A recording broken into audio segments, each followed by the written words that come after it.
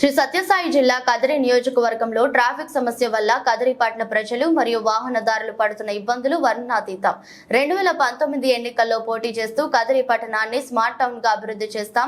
కదిరి పట్టణానికి ఉన్న ప్రధాన సమస్య ట్రాఫిక్ సమస్య. ఆ సమస్యను గెలిచిన వెంటనే ఒక పరిష్కారం చూపిస్తామని మాయమాటలు చెప్పి ప్రజల చేత ఓట్లు వేపించుకున్నారు.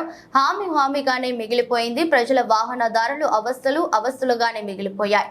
మళ్ళీ 2024 ఎన్నికలు సమీపిస్తున్నాయి. మాటలు చెప్పే నాయకులను కాకుండా అభివృద్ధి చేసే నాయకులను ప్రజాప్రతినిధులుగా గెలిపిస్తే ప్రయోజనం ఉంటుంది తప్ప మాయమాటలు చెప్పే నాయకులు నమ్మి మోసపోవడం కాదు. కదిరిపట్నం నుండి హిందూపురం వెళ్లే ప్రధాన రహదారి ముఖ్యంగా సింహకోట అధికారుల నిర్లక్ష్యం కారణంగా ప్రజలు వాహనదారులు తీవ్ర ఇబ్బందులు ఎదుర్కొంటున్నారు.